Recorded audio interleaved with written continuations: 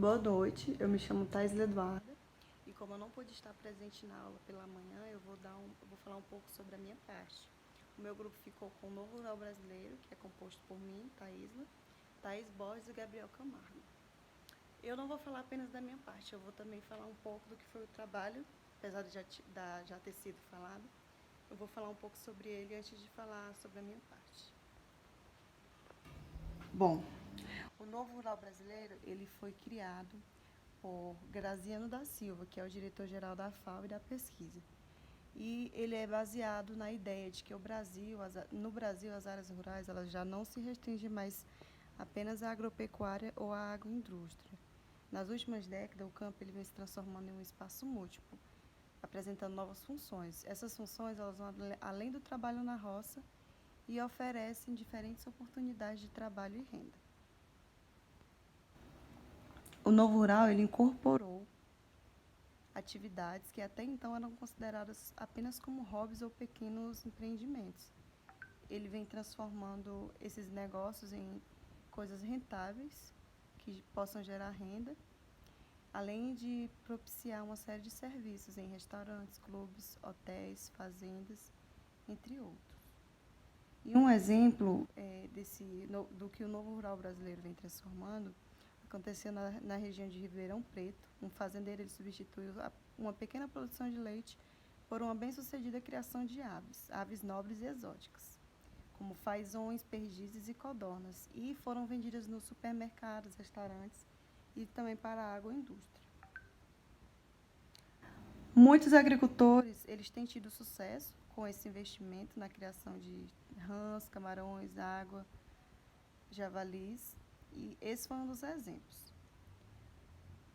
Outro exemplo é que nesse conjunto de atividades, eles se proliferam na área rural e a pesquisa destaca que as festas de rodeio eram uma dos principais movimentos, eram os mais dinâmicos e lucrativos do novo rural brasileiro.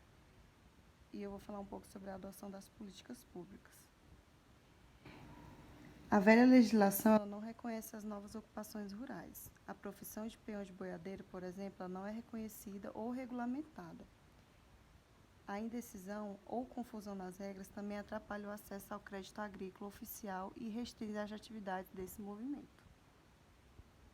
Bom, a medida que seria tomada era a implementação de políticas de urbanização do meio rural para melhorar essa qualidade de vida dessas famílias residentes dos campos. Por exemplo, a criação do Programa Nacional da Cidadania do Meio Rural, ela teria que ter o objetivo de coordenar essas ações públicas e privadas também, que se tratam da questão do social.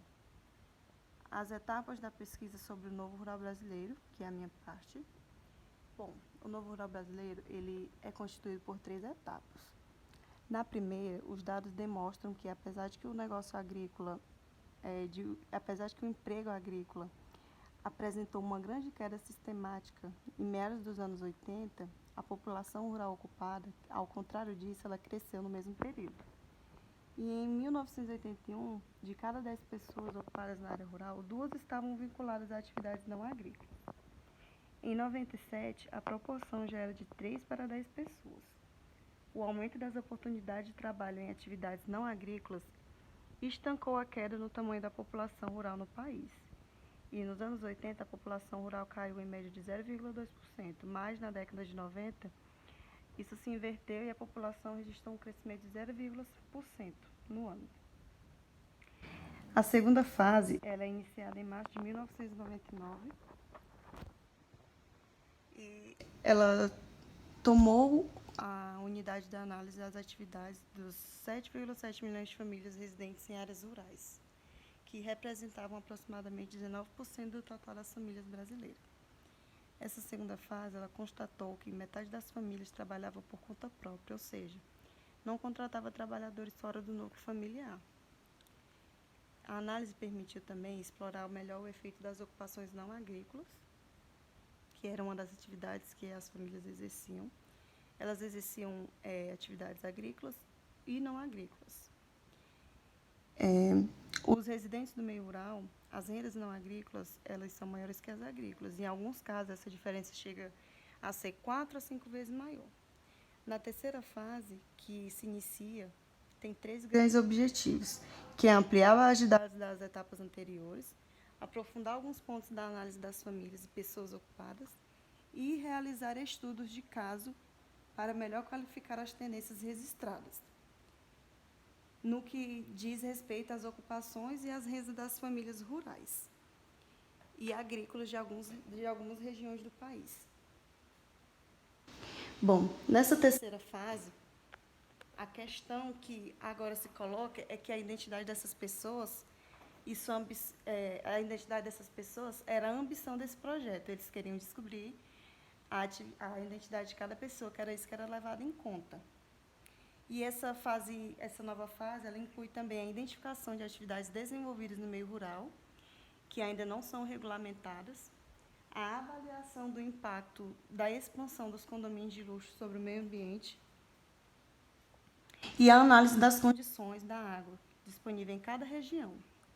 Ou seja, eles queriam fazer um estudo sobre a evolução do turismo rural, que é o objetivo do Novo Rural Brasileiro.